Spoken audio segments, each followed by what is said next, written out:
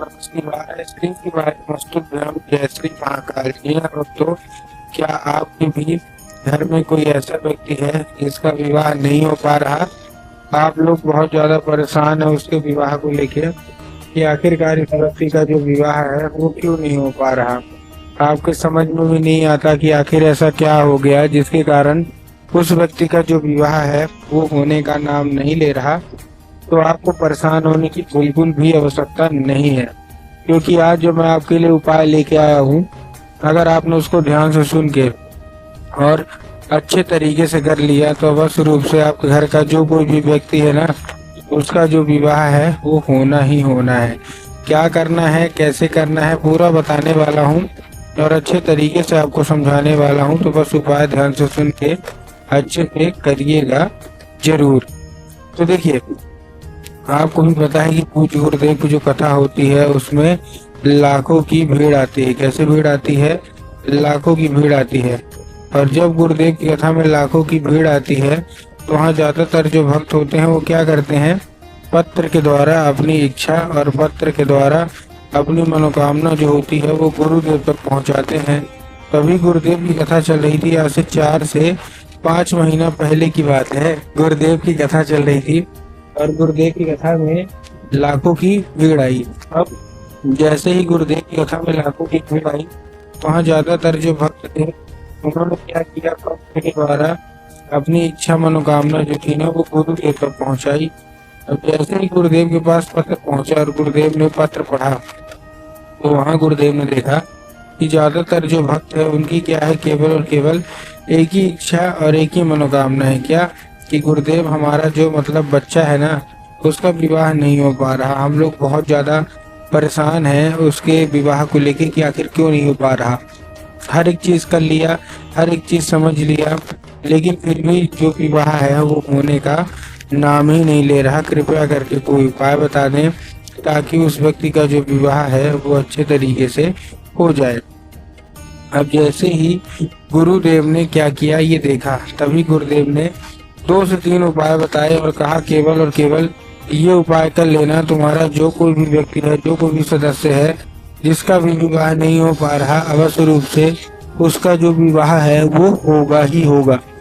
अब जैसे ही गुरुदेव ने उपाय बताया तो लोगों ने जा जाके इस उपाय को घर में करना शुरू कर दिया। अब जैसे ही लोगों ने जा जाके इस उपाय को घर में करना शुरू कर दिया, वही लोग गुरुदेव की कथा में मात्र 1 से 1.5 महीने के बाद वापस आए।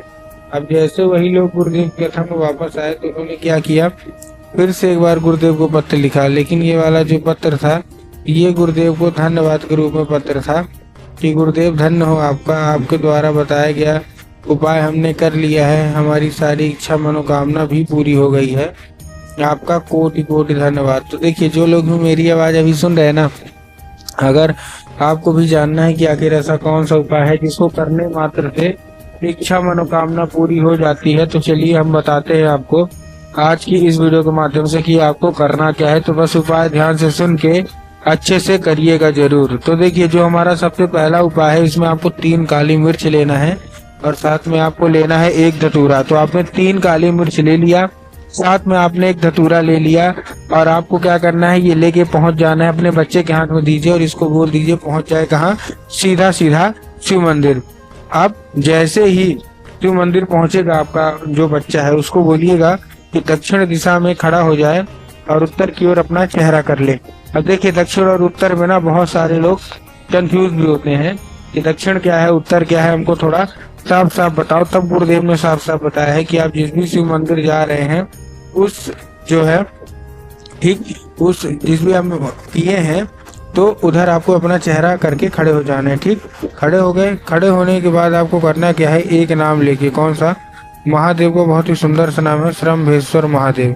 तो आपको करना क्या है, आपको श्रम्भेश्वर महादेव का नाम लेके और उन्हीं का स्मरण करके आपको क्या करना है, अर्पित कर देना है बस। पूज्य गुरुदेव कहते हैं कि अगर आपने ऐसा कर लिया तो अवश्य रूप से इच्छा मनोकामना जो है वो पूरा होना ही होना है। ठीक ना, ये था कौन सा हमारा, ये था हमारा पहला उपाय।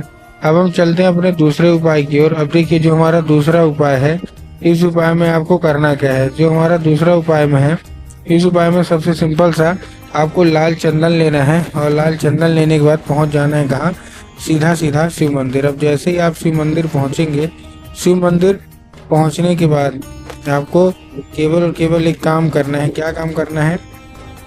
केवल और केवल एक काम करना है। नंदी के आगे का एक पैर होता है जो कि उठा हुआ होता है, तो आपको नंदी के उठे हुए पैर में आपको चुपचाप क्या कर देना है, वो जो चंदन है वो अर्पित करना है। और चंदन अर्पित करने के बाद उसको औषधि के रूप में मांगना है कि कृपया करके हमको इसको औषधि के रूप में प्रदान करिए। अब क्या होगा, अब ये औषधि के रूप ले लेगा।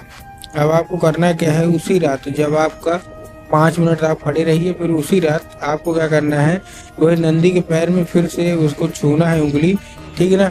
और छूने के बाद उसको लेके आ जाना है घर। घर आने के बाद जहाँ आप सोते हैं और जिधर साइड सर करके सोते हैं उधर साइड की जो दीवार है ना, उसी दीवार में आपको क्या करना है, अर्पित कर देना है बस। पूज्य गुरुदेव कहते हैं कि अगर आपने ऐसा कर लिया तो अवश्य रूप से इच्छा मनोकामना पूरी होनी ही होनी है और विवाह अवश्य रूप से होगा ही होगा।